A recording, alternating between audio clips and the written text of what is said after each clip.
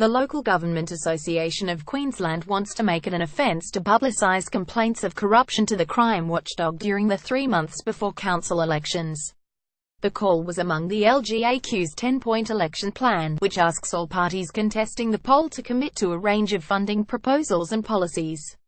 The Local Government Association of Queensland has revealed its election wish list. Photo Paul Harris. In December last year, the Crime and Corruption Commission recommended the offence be created, following an investigation on how to stymie vexatious complaints, but media organisations argued free speech and access to information were fundamental to democracy. The recommendation is still being considered by the state government, across multiple departments. Numerous allegations relating to conduct in councils have been reported in the media in recent months, with the CCC laying various charges.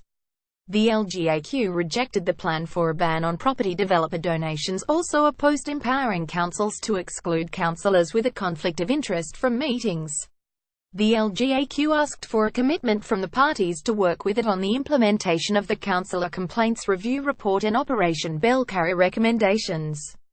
For the environment, the Lgaq asked for $5 million for local government projects to improve the Great Barrier Reef catchment health and urban water quality, $20 million over 4 years for cluster fencing programs to exclude wild dogs, and $3 million over 2 years for waste infrastructure to help councils participate in the container refund scheme. Also on the wish list ahead of the election was $20 million over 4 years for a children's literacy program and the local government portfolio to be led by a senior cabinet minister. The portfolio was previously held by Deputy Premier Jackie Trad. The Lgaq asked for a commitment councils would keep the power to set rates and charges with no rate capping. In terms of planning, the Lgaq wanted a commitment to local government autonomy in land use planning and rejection of mandatory, externally appointed development assessment panels. They wanted an exemption from liability for advice given, or acts done in good faith, in relation to planning for and managing the risk associated with natural hazards, such as flooding, bushfire, landslides, storm tide inundation and coastal erosion. They also asked for the minister to report to Parliament every year on the cumulative social impacts of resource projects, including actions taken by the state government, councils and resource companies to manage those impacts.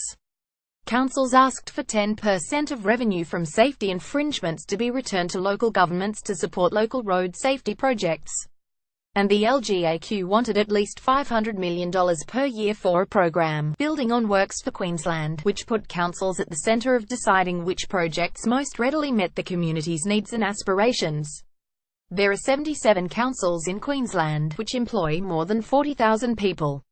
Lgaq Chief Executive Greg Hallam said for the first time since 2010, there was an overall rise in the number of people working for councils, and described the Works for Queensland program as positive. Local Government Minister Mark Furner said the Palaszczuk government had reaffirmed its commitment to work with councils, with more than $1 billion invested in programs to deliver infrastructure and create jobs across Queensland. Mr Furner said he would announce details of the next round of the $60 million local government grants subsidies program at this week's Lgaq annual conference in Gladstone. For both Works for Queensland and LGGSP, we have listened to feedback from the Lgaq and mayors and extended the funding period to 2 years, he said. This allows councils to plan bigger projects with more certainty. The next state election could be held as early as next month, but must be held by May.